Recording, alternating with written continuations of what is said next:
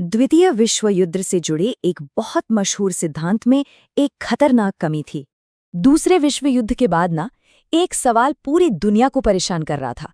एक ऐसा सवाल जो कांटे की तरह चुभता था। वो ये था कि जर्मनी के वो आम लोग जो पढ़े लिखे थे, सभ्य थे, उन्होंने आखिर हिटलर और उसकी नाजी पार्टी का साथ दिया कैसे?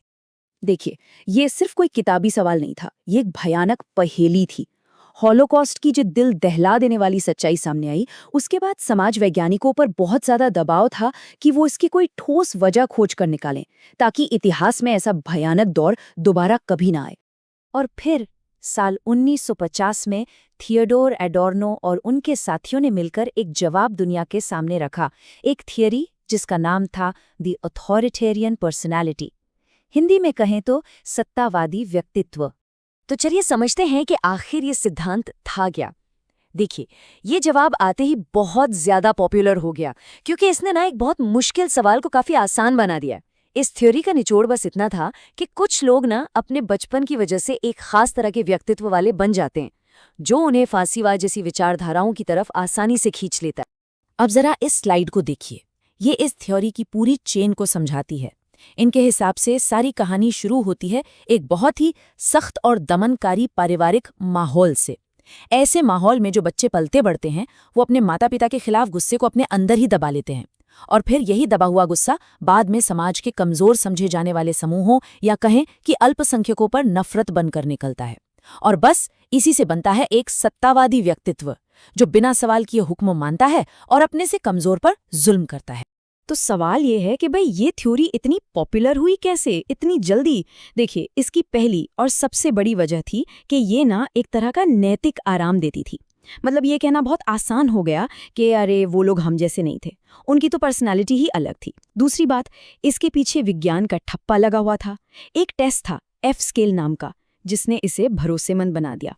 और हाँ, तीसरा कारण, उस वक्त कोल्ड वॉर का माहौल था, तो तानाशाही को एक तरह की मानसिक बीमारी के तौर पर देखने का चलन था, और ये थ्योरी उसमें बिल्कुल फिट बैठ रही थी। इसने दुनिया को समझने के लिए एक बड़ी सीधी सादी कहानी दे। लेकिन कहानी यहाँ खत्म नहीं हुई।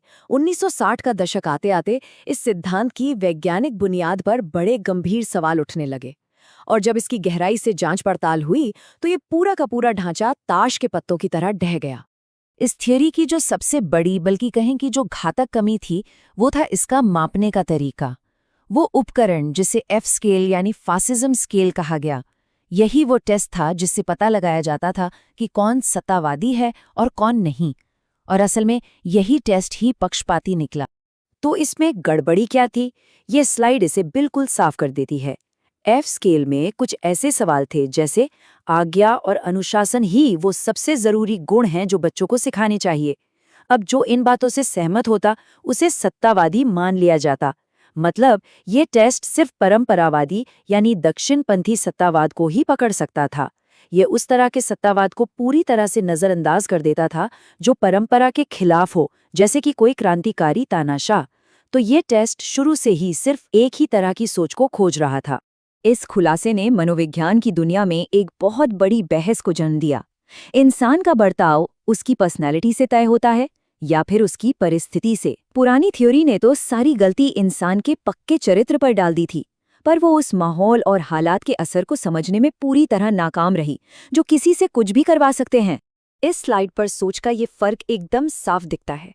एडोर्नो का पुराना विचार ये कहता था कि आपकी पर्सनैलिटी ही आपकी सोच को तय करती है, लेकिन आज का राजनीतिक मनोविज्ञान कहता है कि नहीं, आपकी परिस्थिति, जैसे देश में फैला कोई डर, कोई आर्थिक संकट या फिर असुरक्षा का माहौल, ये चीजें आपकी सोच और आपके नजरिए को आकार देती।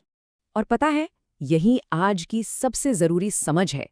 जब समाज में कोई बड़ा संकट आता है, मान लीजिए आर्थिक मंदी, कोई बड़ी सामाजिक उथल-पुथल या फिर आतंक का डर, तो कोई भी, मैं फिर कह रही हूं, कोई भी इंसान, चाहे उसकी पर्सनैलिटी कैसी भी क्यों ना हो, वो ज्यादा सत्तावादी सोच की तरफ झुक सकता है।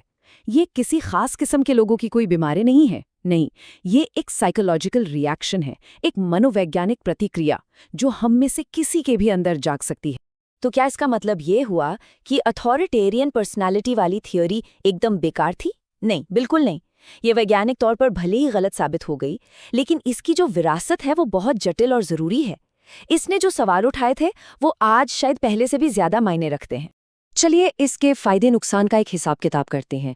इसका सबसे बड़ा अवगुण ये था कि इसने सारी की सारी जिम्मेदारी कुछ लोगों की पर्सनालिटी पर डाल दी और सरकारी प्रोपोगेंडा या आर्थिक हालात जैसे बड़े सिस्टमैटिक कारणों को नज़रअंदाज कर दिया। लेकिन इसका गुण ये था कि मनोविज्ञान में ये पूर्वाग्रह और आज्ञाकारिता को समझने की पहली कुछ गंभीर कोशिशों में से एक थी। और इसका सबसे बड़ा सबक कि समाज में डर और खतरा सत्तावादी सोच को जन्म देता है, ये आज भी एक अटल सच्चाई और एक बड़ी चेतावनी है। और इसीलिए हमें इस सिद्धांत को सिर्फ एक पुरानी गलती समझकर भूलना नहीं चाहिए, बल्कि इसे आज के हालात को समझने के लिए एक चेतावनी की तरह पढ़ना चाहिए।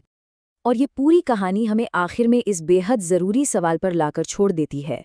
मनोविज्ञान की वो सोच जो समाज की बड़ी बड़ी समस्याओं के लिए सिर्फ कुछ बुरे लोगों या खलनायकों को जिम्मेदार ठहरा देती है, वो सोच अपने आप में ही इतनी खतरनाक क्यों हो सकती है।